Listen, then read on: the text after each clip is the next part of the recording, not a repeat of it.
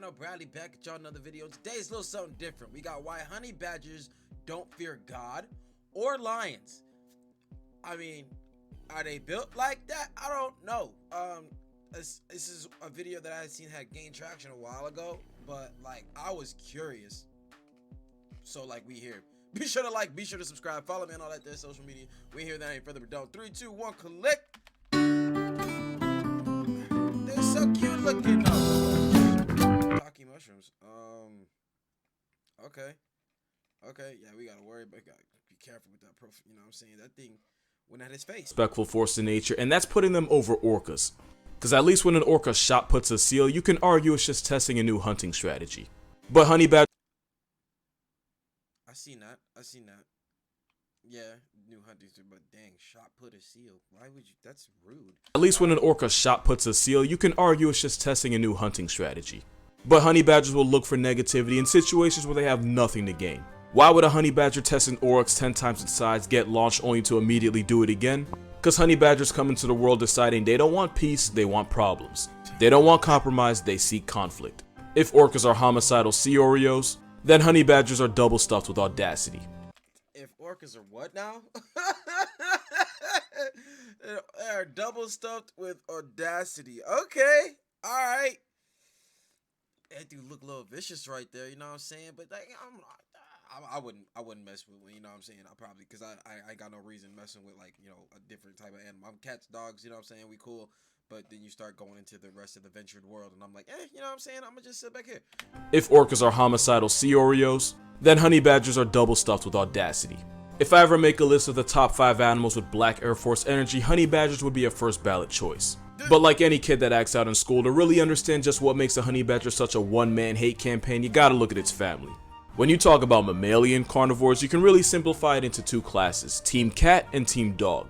Okay. Team Cat would be feliform, which translates to cat-like carnivores, which would obviously include wild cats, but also cats that aren't really cats like hyenas, mongooses like the meerkat, and a bunch of other animals you've probably never heard of. False, nope, freaking palm civ. No, I don't know what none of them is, bro. Meerkat, and a bunch of other animals you've probably never heard of. Binturong. I got none of them. He right, 100%. I got none of them. On the other side is Caniformia, which are the dog-like carnivores. This includes dogs, wild, unhinged dogs, dogs on steroids, smaller but more street dogs on steroids. They gotta, hold on, bro. Oh, dogs, God. Wild, unhinged dogs, dogs on steroids, smaller but more street-smart dogs, and a special group of water dogs that decided they had enough of the nonsense and disrespect of the dirt world and were going to take their chances out in the ocean. Results have been varied. But you also have another family known as the Mustelidae squad, and they were kind of in a weird spot. They weren't the biggest, definitely weren't the fastest, not the smartest, and for the most part they're solitary, meaning they rarely have a numbers advantage. So their only real option was to overcompensate the way anyone that overmatched would, with violence and borderline crackhead courage. If mustelids like honey badgers ran in groups, they probably wouldn't need the personality of a power tool to survive. Because you wouldn't need the personality of a what? They wouldn't need the personality of a power tool. Dang, somebody's like, yeah, we on that drill energy, bruh. We on that drill energy. Let's go. Mustelids like honey badgers ran in groups, they probably wouldn't need the personality of a power tool to survive. Because gang violence may be unethical, but in the wild, it's a way of life. It's the reason African wild dogs are one of the most efficient groups at canceling life subscriptions. Because team play is high-key underrated. Ants are probably the best eusocial insects in the game, and it's almost scary how well they work together. Led by a queen who can almost check in at the same weight class as a mouse, ant society is built on a hierarchy where everyone has a job. Female ants are workers who can have tasks such as cleaning the eggs and feeding the larvae. Queen ant's job is to supply the ant census with new bodies by constantly spawning eggs, and some species can spit out over 800 in one day. Male ants have one job, and it's to supply the queen with baby batter and then exit the census once they fulfill that purpose. They have no rights, no free will, they're basically walking ejac packets. And if you ever wanted to know just yo, dang, yeah, nah, it's the circle of death, period. It's like, it's not even fun. What? Why? They have no rights, no free will, they're basically walking ejac packets. And if you ever wanted to know just what ant society is like, the Ants Underground Kingdom is a simulation strategy game with millions of players already online. You can hatch and develop your own ant army, including rare ones like the Banshee ant, which is based on an actual insect that isn't really an ant, it's a type of wasp. You can also unlock new buildings like toxic fungi, gorgeous pearls, special nests, and more. Now, hard flex on I don't know if on a ad. Wait, yeah, wow, that just happened. He just like how I just gotta put that in there. Here's the fun part. The ant armada includes guardian ants, shooter ants, and carrier ants. I feel you on drones, the ants. but with ants. PvE wise, you can run fades with jumping spiders. The game is offering. And when I say it runs in to be the mascot, but if you're but that was a clean transition into the promotion though. I can't even hold that. He did that really well. You're a honey badger, the strongest army is always an army of to make sure your army is the strongest one. But if you're a honey badger, the strongest army is always an army of one. Honey badgers could be the mascots of Miralax because they don't ever give them, they just take them. And when I say it runs, no matter what you believe in, honey badgers don't give a what? Honey badgers could be the mascots of Miralax because they don't ever give them, they just take them. And when I say it runs in a family, you can tell the honey badger took something from all of their cousins and made it theirs. We're gonna get to those cousins, don't worry. But first we gotta talk about what makes honey badgers such a middle finger to the natural order. Oh, sorry. We ain't got that. Alright, we move. First is the fact that they're not indestructible, but damn it, they're pretty close. Honey badger skin is tough and resilient, able to withstand bee stings, snake bites, and brutal maulings that would certainly be a game over for other animals.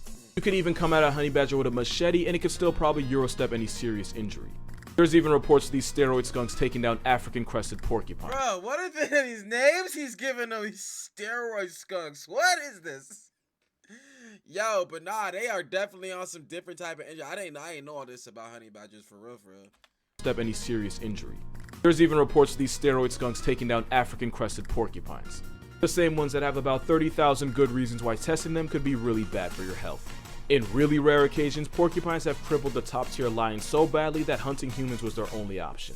In 1965, after a lion nicknamed the Man-Eater of Darrnell was finally put out of commission, it was discovered that it had been gored by a blade beaver, with one of the quills being lodged in its fractured teeth and another one nearly piercing its brain.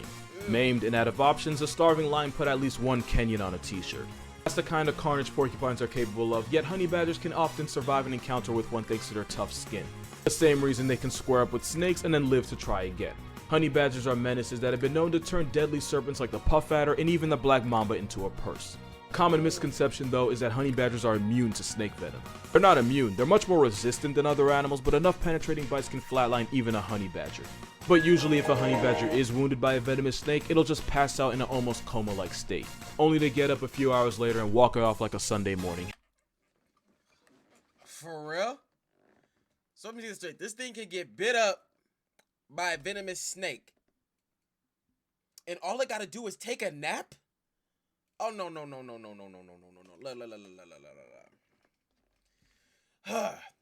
I see these things on YouTube, and you know, these people, like, you got people, they like to go out and just like observe and mess with these animals. And don't get me wrong, hats off to them. If you know what you're doing and that's cool. But you know, anything could happen when you just like, you're not in your habitat. You know what I'm saying? Like, I wouldn't even know what to do if one of these rolled up on me, because, like, if it tried to roll up and actually do something, like, I'm a feel go that little, you know what I'm saying? I ain't no disrespect, I love animals, you know what I'm saying? But if one could try to roll up on Black Air Force energy, then you gotta reciprocate in kind, fam.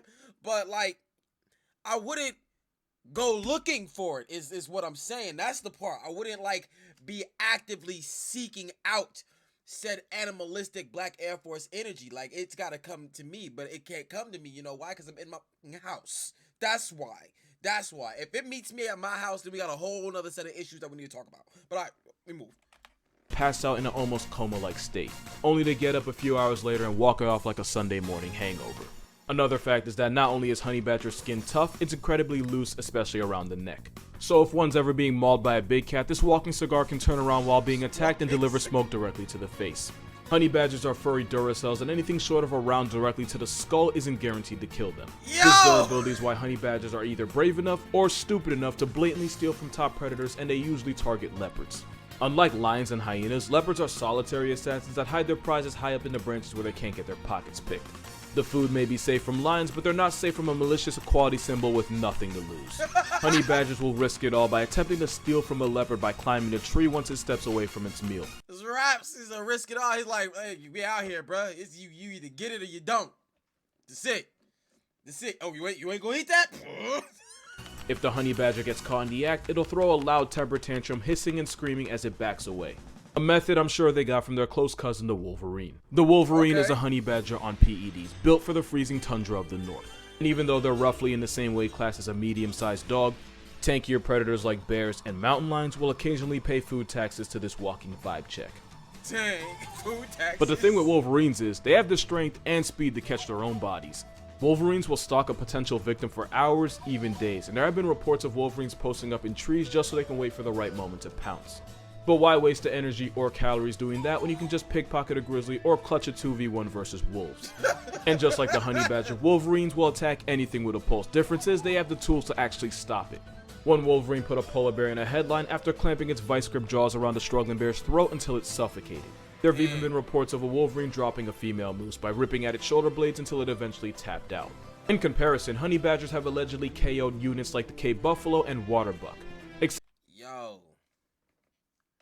Built all the way different. I mess with wolverines. I think they're cool, but still, I'm not gonna go out and look for one. You know what I'm saying? They good from a distance. I look at them from through a screen. You feel me? You know what I'm saying? I watch the videos. You know what I'm saying? Or like go to the zoo with a glass, something. I don't know. Except the honey badger's methods are different. Wolverines are little man syndrome, but with bear trap jaws. Even though they might not have superhuman healing powers, they do have rotated teeth. Wolverines are equipped with upper molars rotated 90 degrees inward, meaning they can easily eat a grizzly bear's leftovers even if it's half frozen. That dental plan is why a wolverine will eat every part of an animal right down to the bones. Honey badgers don't have nearly that kind of power, but these prison striped weasels do pack a nasty bite and they've been seen tearing into tortoises. Wolverines have one more secret, and it's that they smell really, really foul. Not only will they use the power of liquid booty as a threat, they'll spray the scent over any food. Not only will they use the power of what? The power of liquid. Alright. Foul. Not only will they use the power of liquid booty as a threat, they'll spray the scent over any food they find to make sure no one else touches it. Which is why the wolverine is also nicknamed the skunk bear. Honey badgers also weaponize their south side. When threatened or just annoyed, the honey badger will reverse its anus inside out and release a liquid so vile it can suffocate anything near it. That's nasty. I didn't know that about wolverines or honey badgers, and to keep it frank with y'all, I don't feel like that's something I even needed to know. That was not a bit of advice. Not advice. That was, you know what I'm saying? There's just something. They say knowledge is power, but not all of it. Not all of it. But alright, we move. Will reverse its anus inside out and release a liquid so vile it can suffocate anything near it. In fact, the smell is so offensive it can temporarily paralyze attacking bees. Wow. It's not hard to see how the skunk bear and the felony ferret pull up to the same family reunion. I think the ghost fucked my husband. I'm sorry, what? Well, But you can RSVP the otter to the same function. Otters are considered the most intelligent of all mustelids, and they're a part of the rare group of animals that are able to create and use tools. This one's using a vending machine. In fact, they're so smart that in the 60s, the CIA allegedly tried to weaponize them. I actually made a video on this in an otter report that was created on my TikTok, so definitely go check that out. They're also an anomaly in that they're one of the rare social mustelids, which should give you mixed feelings. Cause yes, sea otters will hold hands while sleeping so they don't float away. Despite my lack of emotion, I find that adorable. But otters, especially river otters, will jump anything that enters their territory, from caiman to jaguars to idiots with iPhones. You want your idea of otters to be completely slaughtered in 10 seconds? Google otter and attack and count how many articles you get. A pack of 20 nearly took a man off the Singapore census permanently. A group of rogue otters. Bro, homie got rolled up on by 20 of them? I can see, that's the thing. I got questions, bruh. Whereas, yeah, that's messed up to hear. Like, what were you doing there? Like, why were you there? Did you not see them? There was 20 of them. They saw you. All right, okay. A pack of 20 nearly took a man off the Singapore census permanently. A group of rogue otters drowned a woman's beloved dog as she could only watch. Oh, no. Once upon a time, a monkey wandered into the otter hood of the Bronx Zoo, and the outnumbered monkey paid the toll for his transgressions with his soul. That's really only scratching the surface. I already have an entire video dedicated to the carnage society lets otters get away with, but one fact should really hammer the point home. Sea otters have a violent mating ritual that involves biting his partner's nose pad so hard that he can tear it off while occasionally holding her head underwater. That is not the disturbing part. Wait, that's the mate. So they hit it from the front. Yo, that's aggressive. You gonna give me mine? Like what? Why? Nose pats so hard that he can tear it off while occasionally holding her head underwater. That is not the disturbing part, because frustrated male otters that couldn't find a mate will resort to taking their lack of options out on baby seals. Something they'll continue to do for up to a week even after the seal's soul has already evacuated. I mean that in the worst possible way. So in a weird twist, out of these three, otters might have the lowest morality, but to compensate they have the highest intelligence. Don't think honey badgers are just some crayon eaters, they're incredibly smart too. Like the kind of smart that would make them high class. They're not what? He said they're not some crayon eaters. Criminals. In an experiment, a honey badger couldn't reach a box of food that was hanging from a branch of a tree. But what would have been a dead end for most animals was only a challenge for him. After a few seconds to carefully weigh his options, the honey badger proceeded to push his crate closer to the hanging box to the point where he could stand on it to claim his prize. It might not seem like much, but being able to figure this out automatically puts honey badgers in the highest percentile when it comes to animal intelligence. But the best example would be this little guy named Stoffel. Stoffel was a well-known escape artist that would find some of the most creative ways to end his bondage. In one of his many escapes, Stoffel noticed a broom that had been left near him, dragged it over to one of the corners of his enclosure, leaned it against the wall, and then used it to emancipate himself. They tested his skills with a gate, and Stoffel the Black Air Force managed to undo the latches of the lock. They then put him in a cell surrounded by cement walls. Take a wild guess what this little weasel did. Stoffel dug up a bunch of rocks, and when he had enough, he piled them in a corner and Andy Dufresne himself. That boy said, you ain't, not today. You can't hold me. Not today. I'm out this. Yo, hey, that's smart though. Stoffel dug up a bunch of rocks, and when he had enough, he piled them in a corner and Andy Dufresne himself. Dang. One night, his caretaker awoke to a burglar in his home at 1 a.m. You know where I'm going with this. Stoffel escaped again, only this time he broke into the farmer's house and even tried to get into his bedroom. And you want to know the most disrespectful part of it all? Stoffel was hand-raised by humans at a young age and imprinted on them. Meaning Stoffel had no intention of actually escaping. Nah, he was just doing it for the sport and for all the memes. We know that because Stoffel would allow himself to be caught and returned back to his enclosure just so he could figure out another way to make his caretakers earn their pay. He's like, it's just fun at this point. This is where I live, you know what I'm saying? Y'all feed me. I ain't really gonna go nowhere, but I gotta make you work for it. Breaking into the farmer's house past midnight was just grade A trolling. And of course, it would be criminal to not mention that time Stoffel escaped his enclosure and entered the lion's den where he was nearly brutally mauled to death. After he recovered, the first thing Stoffel did fresh out was try to find a way back to the lions to settle the score. I mean, it's like, at some point you're like, you know what? Nah, we need to run that back. I don't like how that happened last time. You know what I'm saying? I know I just be leaving for the trolls and the giggles and all that stuff, but nah, I really got some business to go handle. But if you hear, come get me, because something's gone horribly wrong. Stoffel would also regularly break into the lodge kitchen where he would harass staff and help himself to any food he could find. They eventually gave him a lady badger thinking that would help him calm down. What they really did was introduce the Bonnie to his Clyde as they would now try to escape together. For their size, honey badgers have relatively large brains and they make it everyone's problem. But there's one more thing about them that really makes them a menace to society, and for that you have to look at its third cousin, the stoat. The stoat is one of the smallest of all mustelids, yet they regularly put prey 10 times their size out of commission. They do this by relentlessly chasing their prey, which are usually rabbits, until the prey eventually drops to exhaustion. Only then will the stoat deliver a devastating bite to the back of the skull. And once a stoat locks in on its target, there isn't a force in nature that can stop it. The stoat is so hyperfixated. Bruh, that looks so different. Like, look at how big the rabbit is compared to this thing, bruh. But the rabbit already know what time it is. It's like, I ain't even gonna, I know exactly what you is. I don't want these problems. Stoat like, these problems done found you. I'm hungry. Let's get it. That it'll even ignore rabbits that might be closer just so they can commit to pursuing its original target. That crackhead determination is not foreign to the honey badger. The only way a honey badger can fend off leopards, hyenas, and even the occasional lion is by constantly squirming, hissing, and biting until the attacker eventually decides it's not worth the calories. Even if they eventually do go out of commission, you can be sure the honey badger did not go quietly. The badger's stubborn nature is probably best summed up when you see what they do for honey. Honey badgers love breaking into beehives to eat energy-rich honeycombs. Unfortunately, that often means getting a face full of African bees, which are more aggressive and more nasty than their European cousins. But these honey weasels will continue to eat even while being actively swarmed and attacked by bees. And even though they're resistant, they're not 100% immune to bee stings. Honey badgers have been known to keep raiding the same beehive for honey until they eventually get stung to death. But honey badgers don't care, they live life balls first with no fear of consequences. This willpower is how 2 honey badgers stepped to 6 young lionesses and still managed to survive. At one point, the honey badger found itself in the jaws of death, only to use its loose skin to turn around and bite the lion back. This leopard tried harassing a young baby badger, only to end up cosplaying as a cheetah once Mama Badger inserted herself into the End up cosplaying as a cheetah. Yo!